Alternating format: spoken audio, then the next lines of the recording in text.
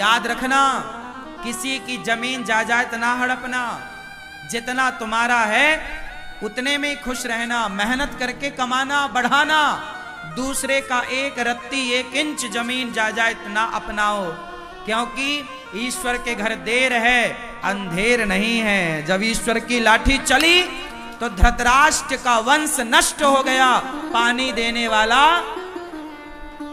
कोई नहीं बचा।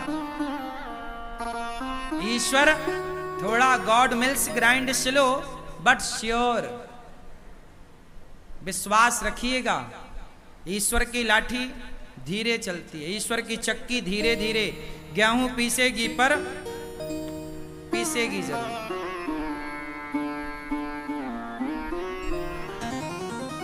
कभी एक चवन्नी आपके खाते में बेवजह किसी की ना आवे, एक रत्ती एक इंच जमीन बेवजह आपके खाते में ना आवे। भैया हमारी मेहनत की रोटी हम नमक रोटी खाएंगे, पर दूसरों का छप्पन भोग हम बेईमानी से ना हड़पेंगे।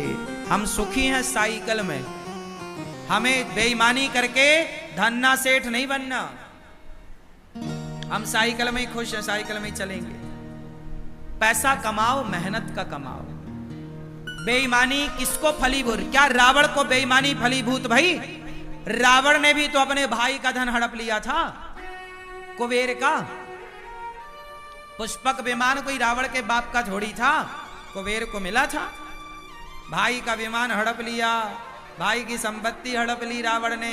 क्या हुआ? सर्वनाश हुआ। रहा न को कुल रोवनिहारा, 1 लख पूत 1.25 लाख नाती, जिसके घर पर दिया ना बाती। कोई दीपक जलाने वाला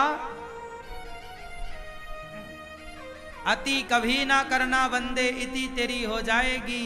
बिन पंखों के पक्षी जैसी गति तेरी हो जाएगी। भैया मेहनत करो रे बाबा, अपनी मेहनत पे भरोसा रखो। जो बनाओ जो कमाओ बलबूते बनाओ।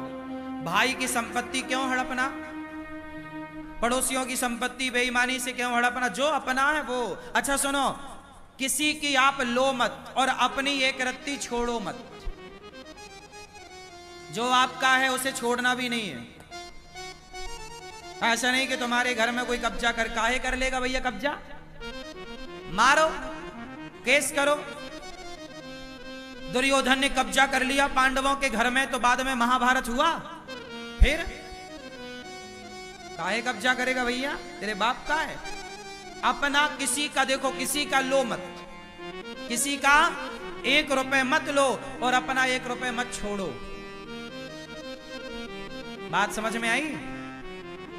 रिश्ता भाई भाई का और हिसाब पाई पाई का। रिश्ता भाई भाई का और हिसाब पाई पाई का। रिश्ते की जगह रिश्ते को रखो और हिसाब की जगह हिसाब में रिश्ता ना आवे और रिश्ते में हिसाब ना आवे। ये महाभारत की कथा तुम्हारे लिए सिखा रही है, लेकिन तुम तो बस द्रौपदी को लिए बैठे हो। उसकी गलती है, उसकी गलती है। मिलेगी द्रौपदी ना, बात करेगी ठिकाने से।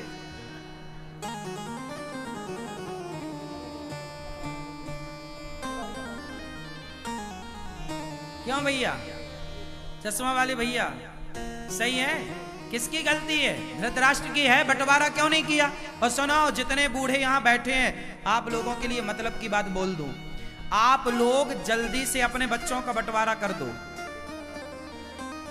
यदि आप बंटवारा नहीं कर पाए और आप यदि तय हो गए, तो आपके बच्चे आपस में लड़के मर जाएंगे।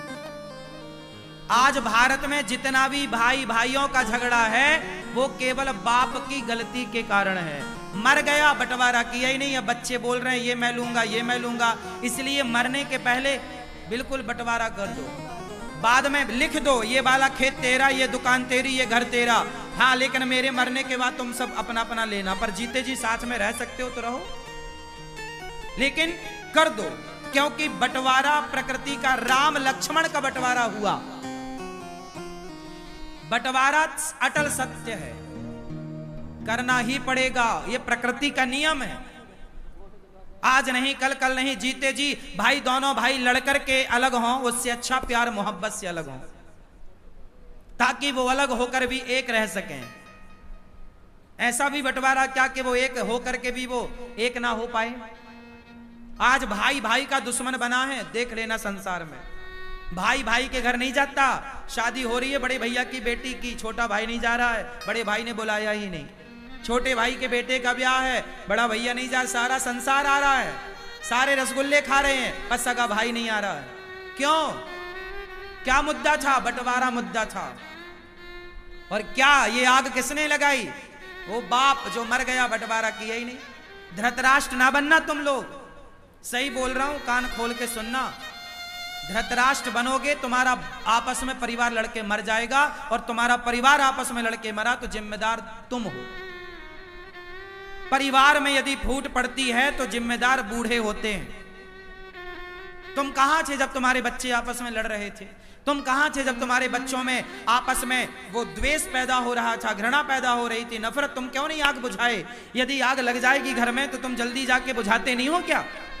पानी डालते हो, कैसे भी करके बुझाते हो। ऐसा थोड़ी कि आग लगी तुम तमाशा, हाँ लगी आग जलने, ऐसा थोड़ी होता है। कहीं आग लगेगी आप तुरंत जाओगे बुझाओगे। ऐसे जब भाई भाई के बीच में आग लगी, क्यों नहीं बुझाया? क्यों नहीं बुझाई? क्यों धधकने दी आग? और आज रोते हो कि भाई भाई लड़ रहे हैं। मेरी बात मानो, भाइयों को प्यार से रहना चाहिए, लेकिन मैंने वही बात बोली, रिश्ता भाई भाई का और हिसाब पाई पाई का। जिस घर का हिसाब पाई पाई का होगा, उस घर के रिश्ते भाई भाई मिलजुल के रहेंगे, और जहां हिसाब पाई पाई का ना होगा, वहां भाई भाई कभी मिलजुल के रह ही नहीं सकते।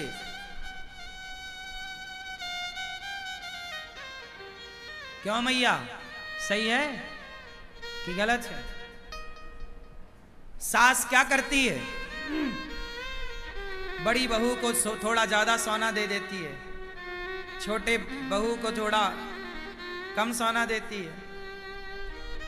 बाप क्या करता है? बड़े बेटे को थोड़ा ज्यादा जमीन जायदाद दे दिया, थोड़े कम। काहे भैया? तो औलाद तो तुम्हारी है, तुमने ही तो पैदा किया था। जब औलाद तुम्हारी पैदा तुमने किया, तो बंटवारे में फिर पक्षपात क्यों? बराबर क्यों नहीं? जो माँ बाप अपनी औलाद के साथ विश्वासघात करते हैं, जो माँ बाप अपने बच्चों के बंटवारे में गलत डिसीजन देते हैं, गलत तरीके से बंटवारा करते हैं, वो माँ बाप मरकर सीधा नरक जाते हैं, उनका रिजर्वेशन वहां कंफर्म है। तुम औलाद देखो, गलतियां केवल बच्चों की नहीं होती कि बच्चे ही सेवा, हाँ बच्चे सेवा करें माँ बाप की, बच्चे पलकों पे रखें माँ बाप को, ये बच्चों का धर्म है। लेकिन माँ बाप का भी तो कुछ धर्म होता होगा। माँ बाप का धर्म यह है कि तुम बच्चों के साथ कोई पक्षपात ना करो, कोई पक्षपात नहीं। बंटवारा है तो दो। पहले के राजा लोग भी ऐसे ही करते थे, अपने राज्य के दो टुकड़े करते थे, एक हिस्सा एक बेटे को, दूसरा हिस्सा दूसरे बेटे को। राजा, अब देखो राम जी ने, पिता चले गए ना, तो राम जी ने बंटवारा किया। भाई बाप मर जाएगा तो बड़े भाई पिता की तरह होता है। यदि बाप किसी का मर जाए तो बड़ा भाई बंटवारा करे, 1 रुपया ज्यादा ना रखे भाई का। बड़ा भाई बाप बन के बंटवारा राम जी ने किया। मथुरा का राजा शत्रुघ्न जी को बनाया, लखनऊ के राजा लक्ष्मण जी को बनाया। लखनऊ क्या है? लक्ष्मणपुर है। लखनऊ लक्ष्मणपुर, लक्ष्मण जी को लखनऊ का राजा बनाया। अयोध्या के राजा राम बने, भरत जी को भी राजा बनाया। वो गए नहीं, रहे साथ में, लेकिन सत्ता तो राम ने दे दी। भाई अपना धर्म यही है, यही धर्म है। हिसाब पाई पाई का और रिश्ता भाई भाई का। पांडवों का सही सही बंटवारा होता तो ये महाभारत की स्थिति। क्यों जी, बात सही है? तो आप लोगों ने बंटवारा कर दिया कि नहीं? कि अभी भी सब चाबियां आपके पास हैं? कुछ चाबियां दे दो बच्चों को, बेचारे वो भी कमाए खाएं।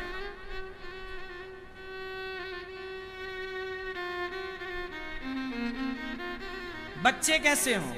माँ बाप तो ऐसे हों कि परफेक्ट बंटवारा करें, पर बच्चे ऐसे हों कि बच्चे इतना सेल्फ डिपेंड बन जाएं, इतनी मेहनत करने वाले हों, इतने अच्छे हों कि उन्हें बाप की संपत्ति लेने की जरूरत ही ना पड़े, वो बाप से ज्यादा कमा करके दिखाएं, लड़ने की जरूरत ना पड़े। ऐसा बेटा हो। आपको बाप के टुकड़ों पे क्यों पलना है? आप मेहनत करके कमाओ। आप अपने बाप से भी ज्यादा कमा सकते हैं, आप में काबिलियत है तो, और नहीं है तो बाप जितना देगा वो भी तुम बेच के नाश कर दोगे। तो महाभारत का मूल कारण क्या है? बंटवारा ना होना।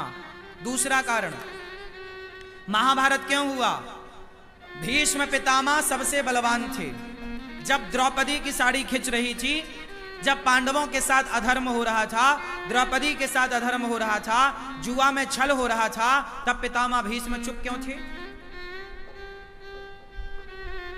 बच्चे गलत कर रहे हैं और घर का बूढ़ा चुपचाप तमाशा देख रहा है, तो महाभारत जरूर होगा। इसलिए बूढ़ों को धर्म के साथ खड़ा होना चाहिए। पितामह चुप क्यों थे? ये सवाल आज भी पितामह से पूछा जाता है। पितामह, जब द्रौपदी की साड़ी खिंच रही थी, आप चुप क्यों थे? क्यों नहीं दो थप्पड़ जमाया, तलवार निकाल के काट देते? एक दुशासन को काट देते तो 99 कटने से बच जाते। एक को काट देते तो 99 बच जाते। एक को नहीं काटा तो 99 और कट गए। इसलिए क्या पितामह का धर्म नहीं था कि दुशासन का हाथ पकड़ के 4 थप्पड़ जमाते गाल में? क्यों रे मूर्ख, भाभी के कपड़े उतारेगा? बोलो, क्या पितामह बलवान नहीं थे? अरे पितामह को इच्छा मृत्यु का वरदान था। पितामह सबसे दिग्गज बलवान थे। अपने गुरु परशुराम जी को युद्ध में संतुष्ट किया। क्या लगता चूड़ फूक मारते ना दुशासन उड़ जाता? पितामह के सामने क्या बल था दुशासन का? बोला नहीं पितामह ने। महाभारत हुआ। जहां बोलने की जरूरत है ना, बोला करो, और जहां चुप रहने की जरूरत है वहां चुप रहा करो। गलती करी तो बाणों की सैया मिल गई। हाँ, तुम भले पितामह हो, पर कर्म दंड भोगना पड़ेगा। चलो बाणों की सैया लो, ये दंड था। चुप रहने का तमाशा है, और चुप रह लो। इसलिए चुप रहने की जरूरत नहीं है, बोलने की जरूरत है। कब तक चुप रहोगे? भारत का हिंदू चुपचाप बैठा है, इसलिए भारत के गांव के गांव आज हिंदुओं के कन्वर्ट हो गए, और कोई मुस्लिम धर्म अपना रहा है, कोई क्रिश्चियन बनता जा रहा है। पूरा भारत परिवर्तन धर्म परिवर्तन की आग में झुलस रहा है, और सारा हिंदू समाज चुपचाप भीष्म पितामह की तरह तमाशा देखने बैठा है। क्या आज भारत में धर्म परिवर्तन नहीं हो रहा है? बोलो जोर से। हो रहा है, पर तुम बैठे तो हो पितामह की तरह। कौन बोल रहा है? तुम्हारे बगल का भाई जो हिंदू था, रामलाल था, अब वो क्रिश्चियन हो गया है। क्या कर रहे थे आप? तब भी द्रौपदी की साड़ी उतर रही थी, और आज भी सनातन की साड़ी उतर रही है। तब भी पितामह चुप थे, आज भी सनातनी चुप है। कब बोलेगा भाई? कब बोलेगा? कहां बोलेगा? क्यों नहीं बोलेगा? आज भारत में करोड़ों, 1 लाख 2 लाख नहीं बोल रहा मैं, करोड़ों हिंदू क्रिश्चियन बन गए। ये बात सही है कि गलत है? गांव की गांव धर्म परिवर्तन हो गए। क्रिश्चियन जहां मंदिर थे वहां पर चर्च बन गई। गांवों में चर्च, हिंदुओं के गांव में चर्च बन गई। कहां थे आप? पितामह बन के बैठ। क्यों नहीं रोका? क्यों नहीं ये सरकारें बात करती इस बात पर? क्यों नहीं सरकारें एक्शन लेती? क्यों सरकार भी पितामह बन के बैठी है? चुपचाप बैठोगे, महाभारत होगा। इसलिए पाप करना तो पाप है, पर पाप को देखना भी सबसे बड़ा पाप है। पितामह ने द्रौपदी की साड़ी उतरते देखा, ये पाप था। तुम्हारे सामने कोई लड़की के कपड़े उतारे जा रहे हो, उसका अपमान किया जा रहा हो, या तो तुम उसकी रक्षा करो या देखो मत। तुम देख रहे हो मतलब पाप कर रहे हो।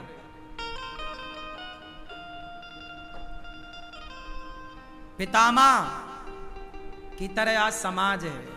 तब भी पितामह चुप थे, आज का भी पितामह चुप है।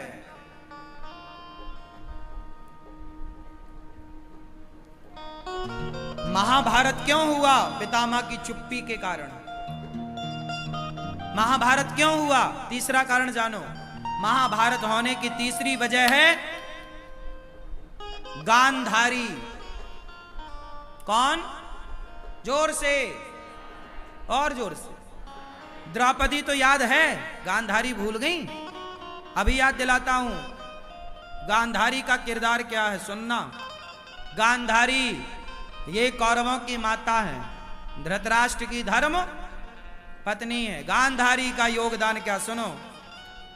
ये वही गांधारी है जब दुर्योधन पर संकट आया तो बोलती हैं कल सारे कपड़े उतार के आ जाना, मैं तुझे देखूंगी, पट्टी हटाऊंगी आंखों की, मेरी शरीर की, मेरी नजर तेरे शरीर पर पड़ेगी, तू वज्र का हो जाएगा। ये बात पता है आपको कि गांधारी ने बोला था आखिरी में कि सारे कपड़े उतार के आना, मैं तुझे देखूंगी, क्योंकि गांधारी एक पतिव्रता नारी है और वो जिसे देख लेगी तो वो शरीर उसका वज्र का हो जाएगा, कोई मार नहीं सकता।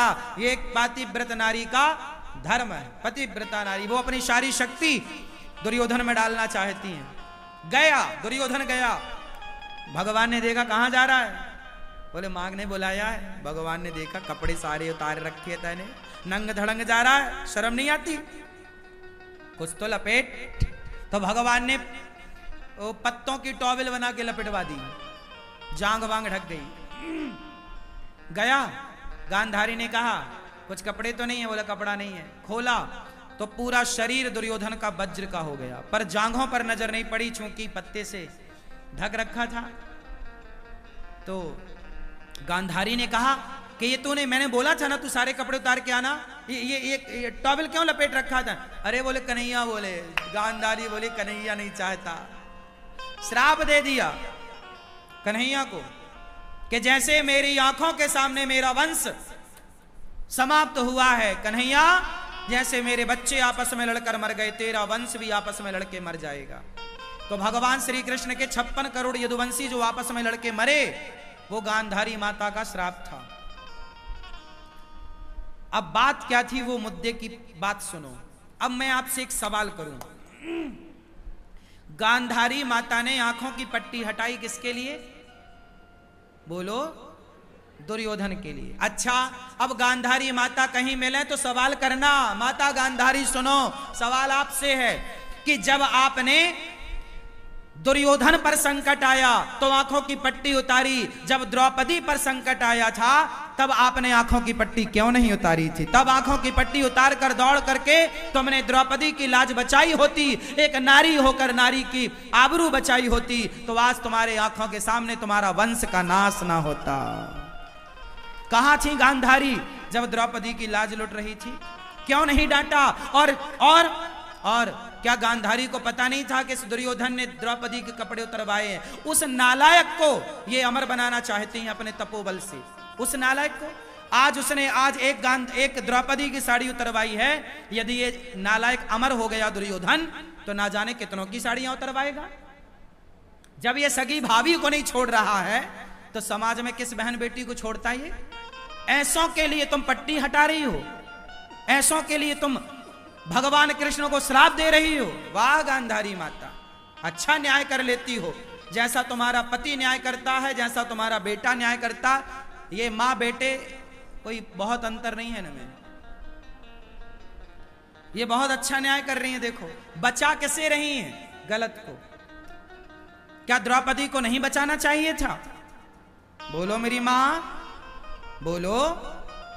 तुम्हारा बेटा बिगड़ेगा ना तो सवाल तुमसे पूछा जाएगा। तुम मां हो ना, क्या संस्कार दिया तुमने? कैसी मां हो? पैदा करके छोड़ दिया? ऐसे पैदा करके तो सुअर भी छोड़ देता है। तुम मां हो ना, तो माता का धर्म काहे नहीं निभाया?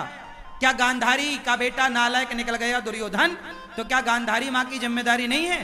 क्या इसका सवाल गांधारी से नहीं पूछा जाएगा कि कैसे संस्कार दिए तुमने कि तुम्हारा बेटा भरी सभा में किसी के कपड़े उतार रहा है? क्या ये सवाल गांधारी से नहीं पूछा जाएगा? लेकिन आप लोग गांधारी से सवाल ना पूछकर द्रौपदी को गलत ठहराने में लगे हुए। आज तक 5,500 साल बाद भी आप द्रौपदी को ही गलत कह रहे हैं। आप गांधारी से सवाल नहीं करते, आप धृतराष्ट्र से सवाल नहीं करते, आप पितामह भीष्म से सवाल नहीं करते? आप दानवीर कर्ण से सवाल क्यों नहीं करते? कर्ण, भरी सभा में कर्ण बैठे थे। कर्ण तो धर्मज्ञ हैं, दानी हैं, समझदार हैं। दुर्योधन तो चलो नालायक है, पर कर्ण तो अच्छे हैं। क्या कर्ण को नहीं बोलना चाहिए, मित्र मैं तेरा दोस्त हूं यार, पर तू ये जो कर रहा है ना, भरी सभा में कपड़े उतार रही, गलत है। आपका दोस्त कौन होता है? दोस्त का मतलब ये नहीं कि मेरा दोस्त गलत करे तो मैं भी उसका साथ दूं। अरे दोस्त का मतलब ये है कि यदि मैं गलत करूं तो मेरा दोस्त मुझे रोके, भाई ये गलत है। क्यों? दोस्त का मतलब क्या है? कि गलत में साथ दे वो दोस्त, या गलत करने से रोके वो दोस्त? बोलो। साथ दे, रोके। भाई तुम्हारा दोस्त किसी महिला के कपड़े उतार रहा है तो तुम भी उतारने लगोगे कि अरे रोक भाई, ये गलत है यार, तू मेरा दोस्त है, मैं तेरा भला चाहता हूं, ये गलत है, तू गलत कर, रोक। यदि तुम्हारा दोस्त गलत है तो उसके गाल में 2 थप्पड़ जमाने का क्या दोस्त को अधिकार नहीं है? क्यों नहीं जमाया दुशासन के गालों में थप्पड़? दानवीर कर्ण तो बड़े थे ना, पांडवों से भी बड़े थे ना उम्र में, समझदार भी थे, योग्य भी थे। क्यों नहीं रोका? क्यों नहीं रोका? दानवीर कर्ण ने नहीं रोका, तमाशा देखते रहे और बोला, द्रौपदी तेरे 5 पति हैं, छठा मुझे बना ले, क्या बिगड़ जाएगा तेरा? जैसे 5 वैसे ही 6। ये बात कर्ण ने बोली थी। अब बता, उन दोस्तों की गलती है, इसलिए दोस्त सबको ना बनाओ। दोस्त ऐसा हो जो मेरी गलती पर मुझे मुख में डांट सके, यार गलत है। ऐसा दोस्त ना हो कि मैं गलती करूं और वो मेरा साथ दे, यार मैं तू मेरा दोस्त है, मैं साथ दूंगा। नहीं, ऐसा दोस्त नहीं चाहिए मुझे जो मेरा गलत में मेरा साथ दे। ऐसा दोस्त बनाओ जो आपकी गलती करने में आपके सामने आकर खड़ा हो जाए, दोस्त ये काम गलत है, हाथ पकड़ ले आपको गलत काम करने से, रोके, ढाल बन के खड़ा हो जाए आपके सामने, मैं तुझे गलत नहीं करने दूंगा। तू दोस्ती करना चाहे कर, आज मेरी दुश्मनी कर ले तू, लेकिन मैं तुझे गलत नहीं करने दूंगा। ये दोस्त होता है। ये दोस्त नहीं होता कि अपने दोस्त को शराब पिलाने लग जाए, यार तू नहीं पीता पर मैं तो पीता हूं, तो चल तू भी पीने लग जा। आजकल यही चल रहा है कि आप शराब नहीं पीते तो आपके दोस्त चाहते हैं कि आप भी पीने लग जाओ। ये दोस्त नहीं है, तुम्हारे दुश्मन है, जो खुद तो बिगड़े हैं, खुद तो गलत हैं, आपको भी गलत बनाना चाह रहे हैं। ये काय का दोस्त है? घटिया क्वालिटी का। ये दोस्त नहीं है। ऐसों के संग तो खड़े भी मत हो, दोस्ती तो छोड़ो। दोस्त तो कैसा हो? योग्य,